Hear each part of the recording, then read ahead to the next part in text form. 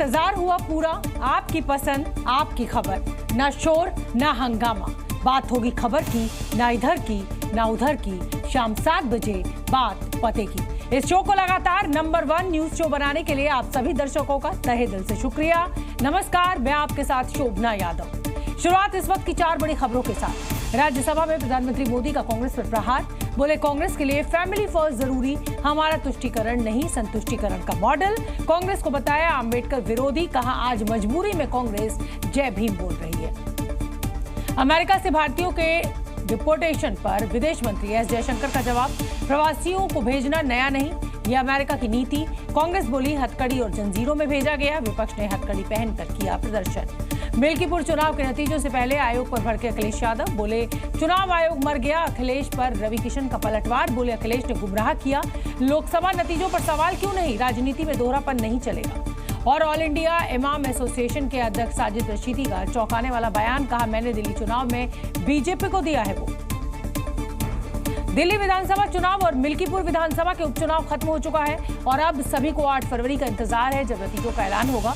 लेकिन इन सबके बीच योगी फैक्टर काफी अहम है, क्योंकि मुख्यमंत्री योगी आदित्यनाथ ने दिल्ली और मिल्कीपुर में पूरा दम लगा दिया, पूरी ताकत झोंक दी। इतना ही नहीं, मतदान के बाद आए एग्जिट पोल के नतीजे भी दिल्ली में बड़े बदलाव का इशारा कर रहे हैं। लेकिन इस सब के बीच मुख्यमंत्री योगी आदित्यनाथ शक्ति साधना में ली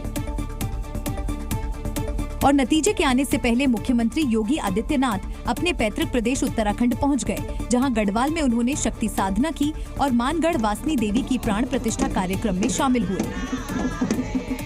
इस दौरान सीएम योगी उत्तराखंड के पारंपरिक वस्त्र में नजर आए। सिर पर टोपी और भगवा वस्त्र पहनकर उन्होंने विधि विधान से वासनी देवी की पूजा की। मंत्रोच्चार के बीच योगी आदित्यनाथ देवी की प्रतिमा के सामने बैठे और प्राण प्रतिष्ठा कार्यक्रम का हिस्सा बने। चुनाव के नतीजों से पहले योगी की शक्ति साधना के कई मायने हैं। दरअसल बुधवार को हुए दिल्ली और मिल्कीपुर विधानसभा के चुनाव को लेकर एग्जिट पोल ने बड़े बदलाव का अनुमान लगाया। जी न्यूज के EI एग्जिट पोल में आम आदमी पार्टी को 33 से 38 सीट का अनुमान लगाया, जबकि बीजेपी को 31 से 36 सीटें मिलने का अनुमान लगाया। वहीं कांग्रेस के खाते में सिर्फ 0 से 2 सीटें आती दिख रही हैं। वहीं अगर मिल्कीपुर सीट की बात करें तो AI सर्वे में SP को झटका लगता दिख रहा है। 52% लोगों ने यहां बीजेपी पर भरोसा जताया है, जबकि समाजवादी पार्टी पर सिर्फ 48% लोगों ने भरोसा जताया। दरअसल मुख्यमंत्री योगी आदित्यनाथ ने दिल्ली और मिल्कीपुर में पूरा जोर लगाया था। अकेले दिल्ली में योगी आदित्यनाथ ने 4 दिन में 14 रैलियां की थी, जबकि मिल्कीपुर में खुद तो मोर्चा संभाले ही थे, अपनी कोर टीम भी उतार दी थी। हालांकि हार जीत की तस्वीर 8 फरवरी को साफ हो जाएगी, जिस दिन नतीजे आएंगे। और अब बात उत्तर प्रदेश की उस सीट की जो बीजेपी और समाजवादी पार्टी के लिए नाक और साक का सवाल है। यहाँ मतदान के दिन दोनों पार्टी के नेता और कार्यकर्ता कई बार आमने सामने आ गए। कई दफा SP प्रत्याशी की तरफ से वोटिंग प्रक्रिया पर भी सवाल दागे गए। लेकिन जैसे ही एग्जिट पोल में बीजेपी की बढ़त दिखी, अखिलेश यादव फाइनल रिजल्ट का इंतजार किए बिना ही इलेक्शन कमीशन के खिलाफ कफन लेकर निकल पड़े। ऐसे में बीजेपी अब चुटकी ले रही है और कह रही है हार के बहाने पहले से ही ढूंढे जा रहे हैं। क्योंकि अयोध्या की मिल्कीपुर सीट दिल्ली की 70 सीटों पर भारी है। ये वो सीट है जहां योगी आदित्यनाथ खुद मोर्चा संभाले हुए थे। ये वो सीट है जो बीजेपी के लिए बदलापुर से कम नहीं। ऐसे में 65% से ज्यादा मतदान और एग्जिट पोल का परिणाम आते ही अखिलेश यादव के सुर बदल गए, मानो समाजवादी पार्टी के अध्यक्ष मिल्कीपुर का रिजल्ट जान गए हैं। आपको क्या लग रहा है? ये बीजेपी का चुनाव लड़ने का तरीका है। चुनाव आयोग मर गया है। सफेद कपड़ा जो होता है वो हमें भेंट करना पड़ेगा। समाजवादी पार्टी के पोस्टर बॉय अवधेश प्रसाद अपनी प्रतिष्ठा बचाने के लिए हर मंच से आंसू बहाते दिखे। बेटे अजित को जिताने के लिए हर संभव कोशिश किए, लेकिन इन कोशिशों पर खुद अखिलेश यादव को भरोसा नहीं। वो फाइनल रिजल्ट से पहले ही चुनाव आयोग के बहाने मिल्कीपुर की तस्वीर साफ कर रहे हैं। चुनाव आयोग पे बगल में ही बिल्डिंग है चुनाव आयोग की, मैं वो लाना भूल गया। सफेद कपड़ा डाल देना चाहिए उस पर, क्योंकि चुनाव आयोग मर चुका है। मैंने सुबह से और समाजवादी पार्टी ने सुबह से लेकर के शाम तक, जब तक चुनाव खत्म हुआ है, 500 कंप्लेंट्स किए। 500 कंप्लेंट 24 पे काहे नहीं बोले? जब लोकसभा आप लोग जीते थे तब तो पूरा छाती पीट के तबाही कर दिए थे। पूरा पार्लियामेंट के बाहर पूरा लाल हो गया था सब माहौल। अब ऐसा नहीं बोलना चाहिए। लेकिन जब तक परिणाम नहीं आ जाते, इन संभावनाओं को संजो कर रखें तो ही ठीक है, क्योंकि अगर परिणाम फेवर में आ गए तो फिर वक्त और जज्बात बदलते वक्त नहीं लगेगा। दिल्ली विधानसभा चुनाव के बाद एक और सियासी तस्वीर अब खूब चर्चा बटोर रही है। इस तस्वीर के सामने आने के बाद सियासी गलियारों में ये चर्चा आम हो गई है कि क्या उत्तर प्रदेश के 2 लड़के फिर एक हो रहे हैं, क्योंकि महाराष्ट्र विधानसभा चुनाव में उत्तर प्रदेश में 9 सीटों पर हुए विधानसभा उपचुनाव और दिल्ली विधानसभा चुनाव के दौरान इनकी राहें अलग हो गई थी और ये कहा जाने लगा था कि अखिलेश यादव और राहुल गांधी के चलते इंडिया गठबंधन में भी दरार पड़ गई है। लेकिन संसद परिसर में प्रदर्शन के दौरान जो दिखा, उससे नए सियासी मायने निकाले जाने लगे। सरकार के खिलाफ विपक्ष के सांसद प्रदर्शन कर रहे थे। पहले अखिलेश यादव और उनके सांसद भाई धर्मेंद्र यादव कांग्रेस नेताओं से चर्चा कर रहे थे और धीरे धीरे प्रदर्शन के लिए आगे बढ़ते हैं। कुछ देर बाद विपक्ष के सभी सांसद संसद परिसर में इकट्ठा हो जाते हैं। अखिलेश यादव बिल्कुल किनारे खड़े होकर नारेबाजी करते हैं। तभी नेता प्रतिपक्ष और कांग्रेस सांसद राहुल गांधी की एंट्री होती है और वो अखिलेश यादव का हाथ पकड़कर बीच में लेकर आ जाते हैं और बिल्कुल प्रदर्शन के केंद्र में लेकर आ जाते हैं। इस दौरान राहुल अखिलेश का हाथ नहीं छोड़ते हैं। दोनों के हाथ तो मिलते हैं, लेकिन प्रदर्शन के दौरान दोनों की निगाहें अलग अलग रहती हैं। ना अखिलेश राहुल गांधी से नजर मिलाते हैं और ना ही राहुल उनकी ओर देखते हैं। और इसकी भरपाई कांग्रेस अध्यक्ष मल्लिकार्जुन खड़गे करते हैं। इन दोनों के बीच में खड़े होकर दोनों नेता एक दूसरे की जगह अब खड़गे से बातचीत करते हैं। दरअसल दिल्ली विधानसभा चुनाव के दौरान अखिलेश यादव आम आदमी पार्टी के पक्ष में प्रचार करते हैं, जबकि राहुल गांधी अकेले मैदान में उतरे, जिसके बाद कई कयास लगाए जाने लगे थे। एग्जिट पोल आने के बाद दिल्ली के सियासी गलियारों में हलचल बढ़ गई है। राजनीतिक पार्टियां अभी से ख्याली पुलाव पकाने में लगी हैं, लेकिन परिणाम से पहले इस उत्साह को फिलहाल संभाल कर रखना ही बेहतर होगा, क्योंकि एग्जिट पोल की अगर माने तो दिल्ली में आम आदमी पार्टी 33 से 38 सीटों के आंकड़े को छू रही है, तो उधर बीजेपी भी उस मैजिक नंबर के बहुत करीब है। बीजेपी को 31 से 36 सीटें मिलने की संभावना है, यानी दोनों दलों के बीच मुकाबला कांटे की टक्कर का होने जा रहा है। ऐसे में जीत के दावे दोनों तरफ से हो रहे हैं। बीजेपी दिल्ली के वोटर के मूड को उन तमाम मुद्दों से जोड़ रही है जिससे एंटी इनकम्बेंसी को दिखाया जा सके, तो आम आदमी पार्टी को अब भी मुफ्त की योजनाओं पर भरोसा है। जो सारी 11 साल की नाकामियां थी, हमें उसको तो ठीक करना ही है। बहुत सारे अच्छे काम करने हैं। मोदी जी के साथ में मिलकर दिल्ली में एक अच्छी सरकार बनेगी, दिल्ली में सुशासन देंगे, दिल्ली में यमुना मैया को साफ करेंगे। एग्जिट पोलों की सरकार से भारतीय जनता पार्टी खुश है, तो अपनी सरकार बना ले। एग्जिट पोल के ऊपर अपना एक मुख्यमंत्री भी बना ले, कुछ मंत्री भी बना ले। एक दिन और एग्जिट पोल की जो है उम्र है, परसों जो है असली पोलों के फैसले आ जाएंगे और फिर अरविंद केजरीवाल को ही मुख्यमंत्री बनना है, आम आदमी पार्टी की सरकार बननी है। दिल्ली में अगर आम आदमी पार्टी फिर से चुनाव जीतती है तो अरविंद केजरीवाल दिल्ली में चौथी बार मुख्यमंत्री बनने वाले पहले नेता होंगे और पीएम मोदी के चेहरे पर चुनाव लड़ने वाली बीजेपी को लगातार तीसरी बार विधानसभा का चुनाव हराएंगे। इसके अलावा आम आदमी पार्टी को राष्ट्रीय स्तर पर और व्यापक बनाने के प्लान में मजबूती मिलेगी। एग्जिट पोल से इतर अगर पिछले 3 चुनाव के परिणाम को समझें तो 2013 में आम आदमी पार्टी 28 सीटें जीती, 2015 में 70 में से 67 सीटों पर कब्जा जमाया और 2020 में 62 सीटें जीतकर आपकी सरकार बनी। मसलन आम आदमी पार्टी पिछले चुनाव कई रिकॉर्ड ब्रेक कर चुकी है, तो क्या इस बार अरविंद केजरीवाल लगातार चौथी बार सीएम बनने का रिकॉर्ड भी अपने नाम करने वाले हैं? लेकिन अगर आम आदमी पार्टी की हार होती है तो ये केजरीवाल के लिए बड़ा व्यक्तिगत झटका होगा, जिससे उनके राजनीतिक भविष्य को लेकर भी सवाल उठ सकते हैं। दिल्ली विधानसभा चुनाव के एग्जिट पोल में बीजेपी बहुमत के बेहद करीब नजर आ रही है। दिल्ली में इस बार बीजेपी की सीटें बढ़ने का अनुमान भी है और करीब 27 साल बाद दिल्ली की सत्ता में वापसी की संभावना भी जताई जा रही है। अगर एग्जिट पोल के अनुमान सटीक साबित हुए, 8 फरवरी को नतीजों में तब्दील हुए, तो बीजेपी के लिए ये किसी चमत्कार से कम नहीं होगा, क्योंकि दिल्ली में बीजेपी की पहली बार डबल इंजन सरकार होगी, जिससे पार्टी को सियासी बूस्टर मिलेगा। उम्मीद करता हूं कि एग्जिट पोल एग्जैक्ट पोल में बदलेंगे और दिल्ली की जनता ने माननीय प्रधानमंत्री जी के काम को सम्मान किया है।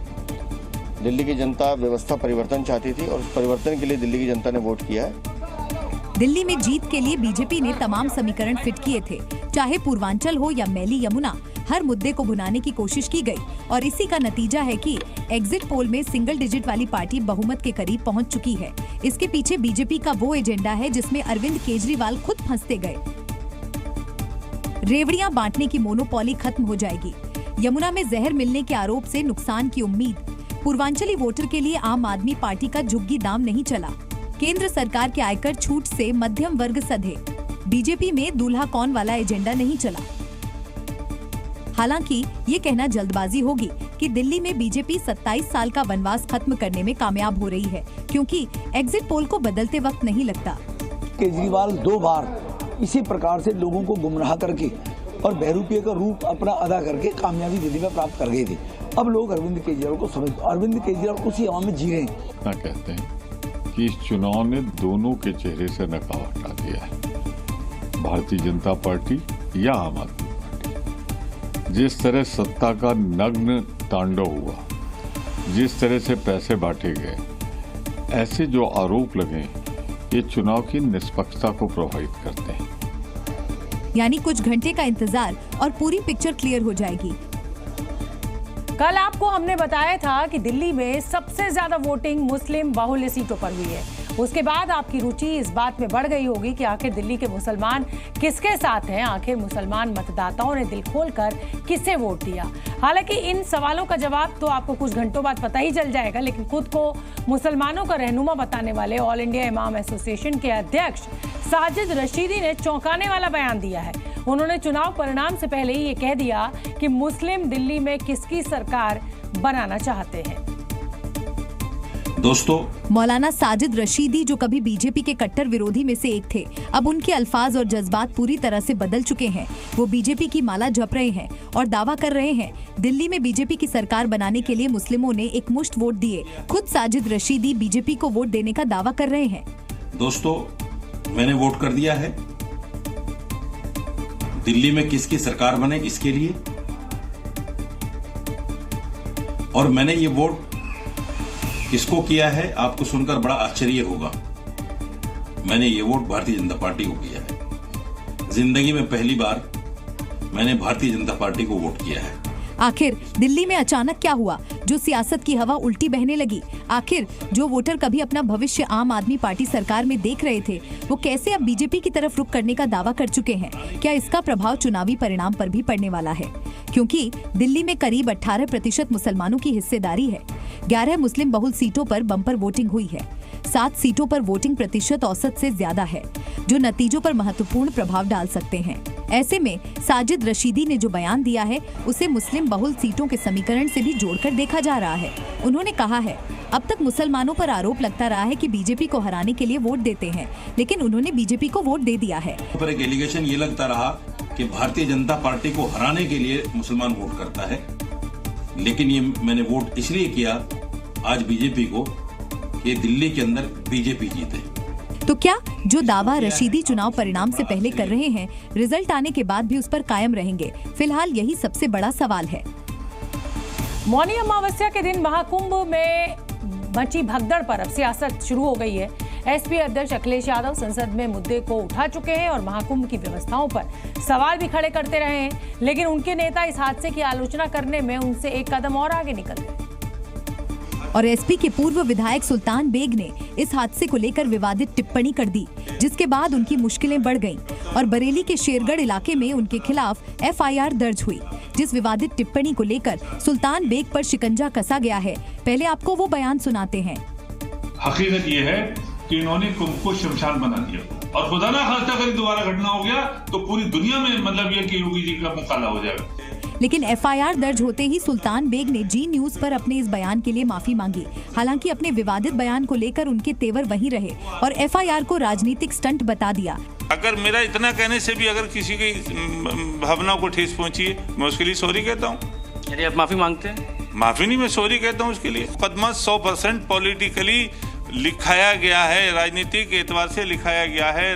लेकिन सुल्तान बेग की इस विवादित टिप्पणी पर संतों ने भी निशाना साधा। देखिए, इनकी मानसिकता अच्छी नहीं है। आपने देखा होगा जब हम लोग यहाँ महाकुंभ के लिए आए थे, तभी से हमको टारगेट करना शुरू किया था। इन्होंने नाना प्रकार के बयान दिए दरअसल मौनी अमावस्या के दिन मची भगदड़ पर मौत के आंकड़ों को लेकर विपक्ष सरकार को सवालों के घेरे में खड़ा कर रहा है। अमेरिकी राष्ट्रपति डोनाल्ड ट्रंप की डिपोर्ट पॉलिसी ने दुनिया भर में उथल-पुथल मचा दी है।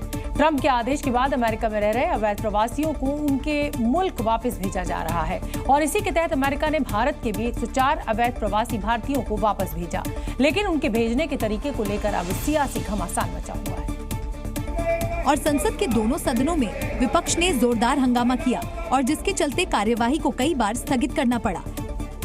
इसके बाद विपक्षी दलों के सांसदों ने पार्लियामेंट परिसर में पहुंचकर सरकार के खिलाफ नारेबाजी शुरू कर दी। विपक्ष का आरोप है कि जिस तरह से भारतीयों को अमेरिका से वापस भेजा गया, उससे विदेश नीति पर सवाल खड़े होते हैं। ये कहूँगी कि बहुत बातें की गई कि मोदी जी, ट्रंप जी बहुत अच्छे मित्र हैं और मोदी जी ने ऐसे क्यों होने दिया? क्या हम अपना जहाज नहीं भेज सकते थे उनको लेने के लिए? इस तरह से क्या इंसानों के साथ बर्ताव किया जाता है कि उनको हथकड़ियाँ पहना के, बेड़ियाँ पहना के भेजा यहाँ पे? भारतीयों को दासों की तरह बेड़ियों में जकड़कर अमानवीय परिस्थितियों में भारत भेजा गया। सोचिए आप, क्या सपना दिखाया रहा कि भारत विश्व गुरु बनने जा रहा है और जो विश्व गुरु बना रहे थे वो आज सब मौन हैं।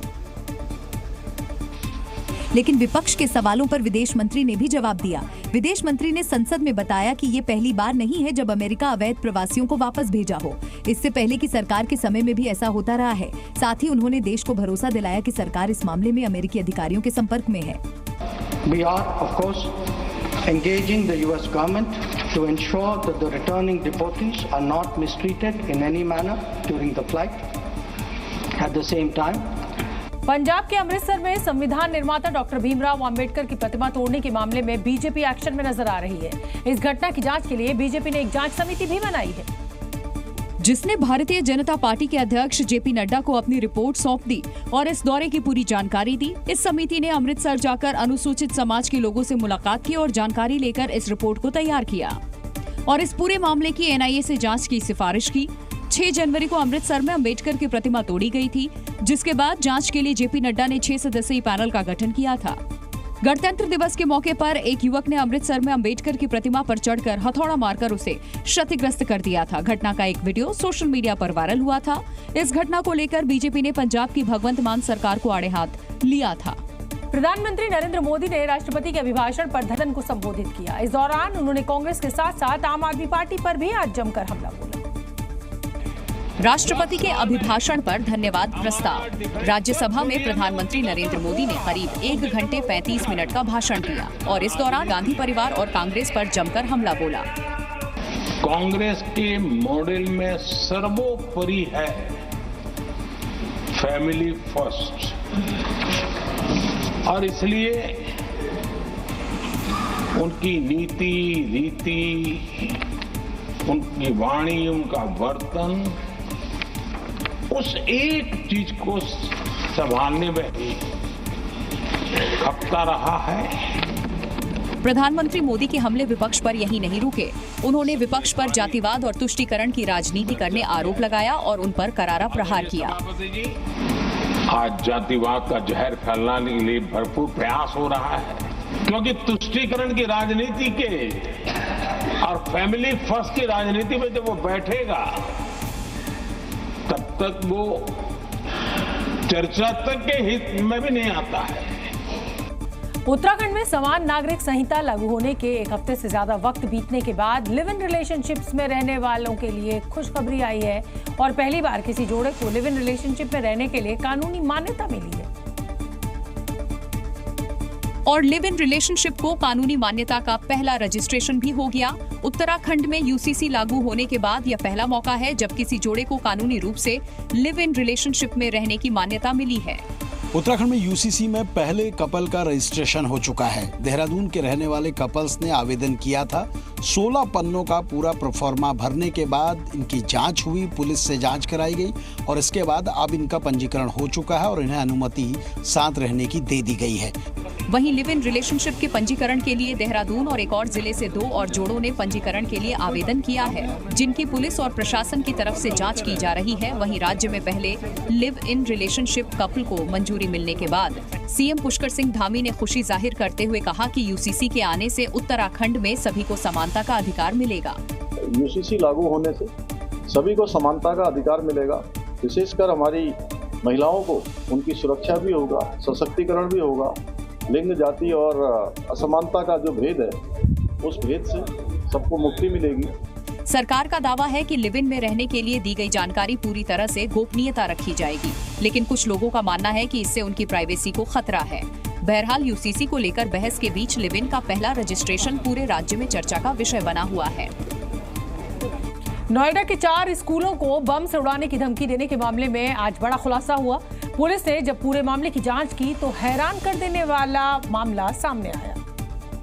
पुलिस ने धमकी भरा ईमेल मिलने के बाद इस मामले की तह तक गई और मेल भेजने वाले नाबालिग लड़के को पकड़ा और पूछताछ में जो पता चला उसे सुनकर सब हैरान रह गए। जब उसको पकड़ के उसे पूछताछ की गई तो उसने कहा था कि मेरा आज स्कूल जाने का मन नहीं था, तो मैंने इसलिए मेल डाल दी थी।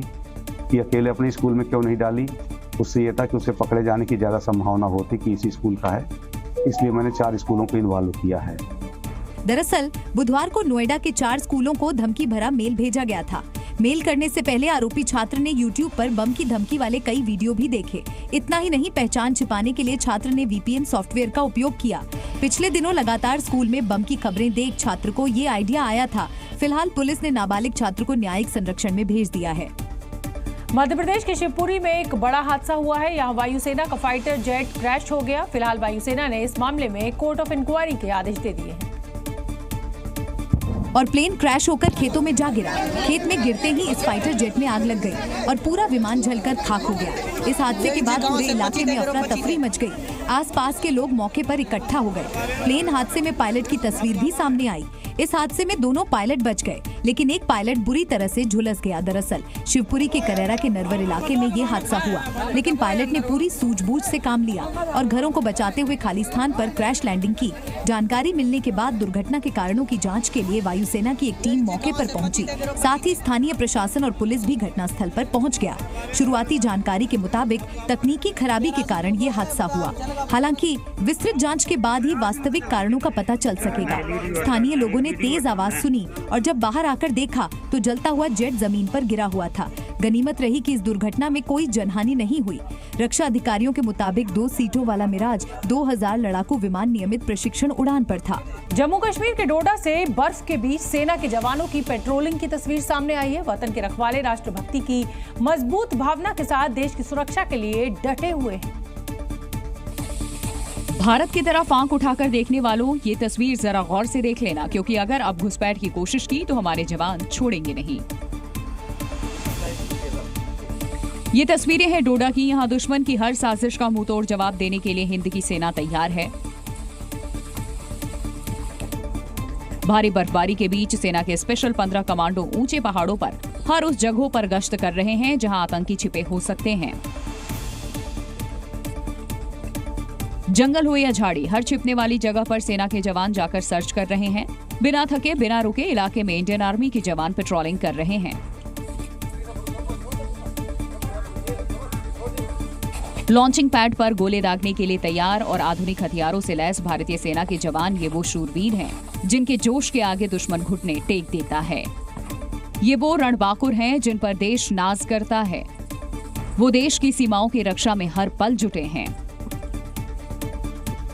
गुजरात के बेट द्वारका में अवैध तीर्थ स्थलों पर बुलडोजर फिर शुरू हो गया है। हाईकोर्ट की हरी झंडी के बाद बालापार इलाके में प्रशासन का बुलडोजर गरजा और वक्फ के दावे वाली जमीनों से कब्जा छुड़ाया गया। और बालापार इलाके में कब्रिस्तान के पास हुई इस बुलडोजर कार्रवाई की तस्वीरें भी सामने आई, जिसमें गुजरात प्रशासन का बुलडोजर वक्फ की अवैध जमीन पर बनी दरगाह पर चला। वक्फ के दावे वाली जमीन को कब्जा मुक्त करा लिया। गुजरात प्रशासन के बुलडोजर ने एक एक कर कई प्रहार किए और अवैध निर्माण को ध्वस्त कर दिया। बुलडोजर एक्शन की ड्रोन तस्वीरों में कब्रिस्तान और वहां अवैध तरीके से बनाई गई दरगाह कुछ ही पलों में जमींदोज नजर आई। अवैध धर्मस्थल बनाकर यहां कई लोगों ने बड़े पैमाने पर सरकारी जमीन को कब्जा कर लिया था। प्रशासन ने सबको बुलडोजर से ध्वस्त कर दिया। बेट द्वारका के बालापार प्रशासन ने कई अवैध धार्मिक स्थानों और अवैध निर्माण पर कार्रवाई की और गौचर में करीब 6500 वर्ग मीटर से ज्यादा जमीन को खाली कराया, जिसकी कीमत करीब 2.25 करोड़ रुपए बताई जा रही।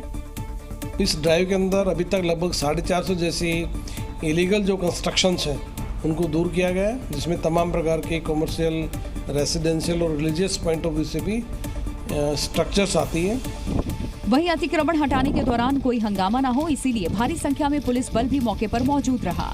हालांकि इस दौरान लॉ एंड ऑर्डर कायम रहा और शांतिपूर्ण तरीके से बुलडोजर ने अवैध कब्जों को जमींदोज कर दिया। गुजरात के बेट द्वारका में प्रशासन का बुलडोजर केवल अवैध जमीनों पर बने धार्मिक स्थलों पर ही नहीं चला, बल्कि द्वारका में द्वीप पर हो रहे अवैध निर्माण को भी ध्वस्त कर सरकारी जमीन से कब्जा छुड़ाया गया।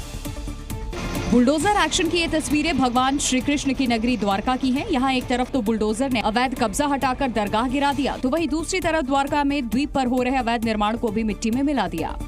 द्वारका में द्वीप पर गुजरात प्रशासन का बुलडोजर ऐसा चला कि इस द्वीप की तस्वीर ही बदल गई।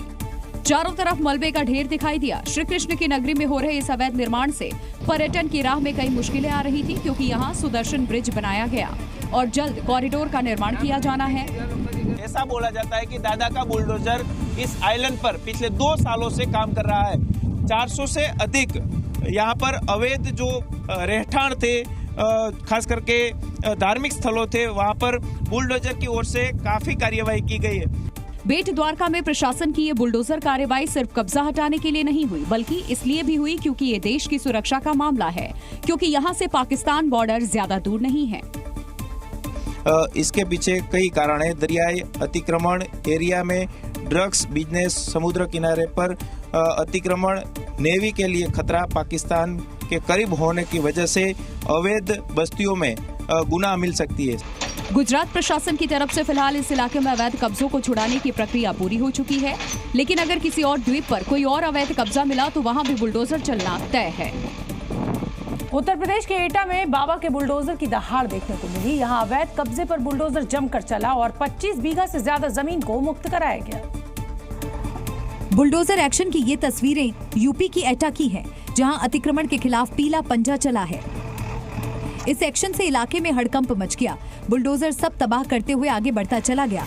एसडीएम और तहसीलदार की मौजूदगी में नगर पंचायत की जमीन से अवैध निर्माण हटाए गए। दरअसल सरकारी जमीन पर लोग कब्जा कर अपना अवैध निर्माण कर रहे थे। प्रशासन पहले ही अवैध कब्जा हटाने के लिए नोटिस दे चुका था और काफी कोशिश भी की, लेकिन लोग बातों से नहीं माने। फिर उन्हें समझाने के लिए बुलडोजर को बुलाया गया और बुलडोजर के आते ही सारा अवैध अतिक्रमण हट गया। एसडीएम के नेतृत्व में नगर पंचायत, राजस्व विभाग और पुलिस की संयुक्त टीम ने ये कार्रवाई की। जैसे ही इलाके में प्रशासन की टीम बुलडोजर के साथ पहुंची, इलाके में हड़कंप मच गया।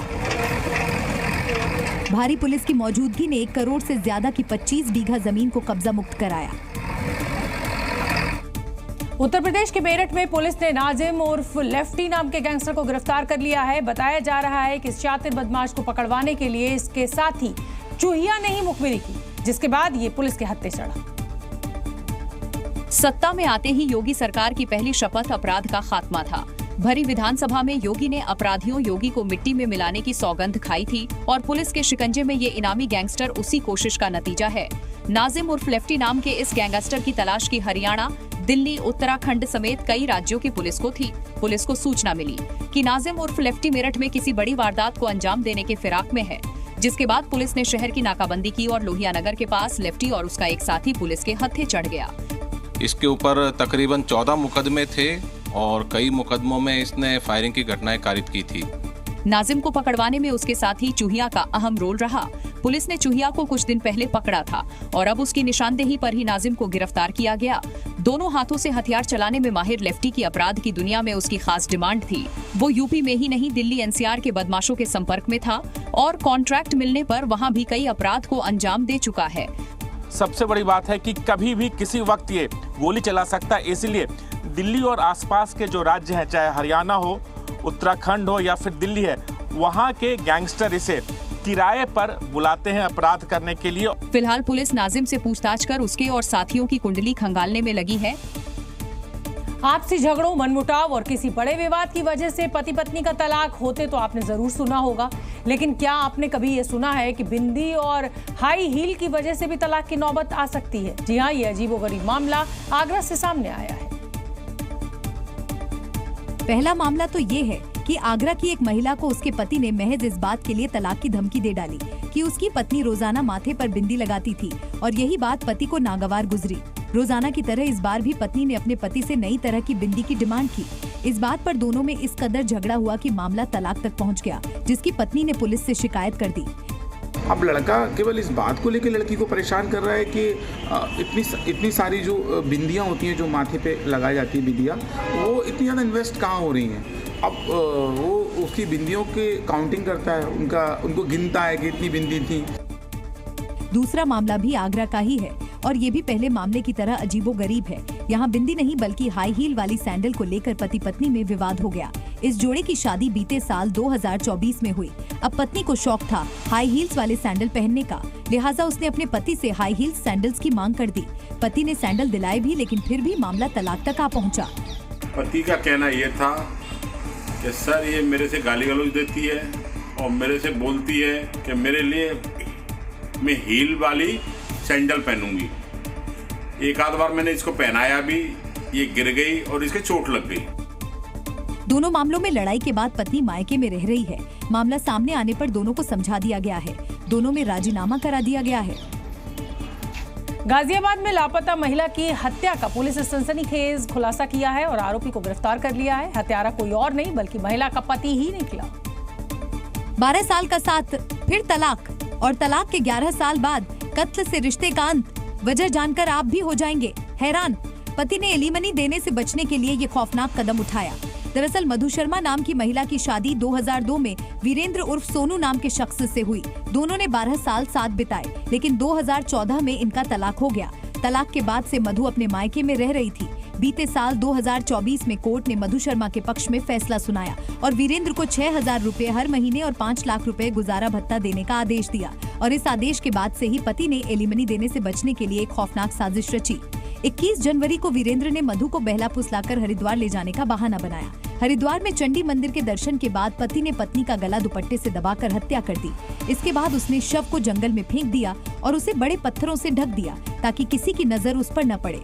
पुलिस को मधु शर्मा के लापता होने की तहरीर मिली। मामले की जांच की गई तो पूछताछ में पति वीरेंद्र ने अपना जुर्म कबूल कर लिया, जिसे गिरफ्तार कर लिया गया है।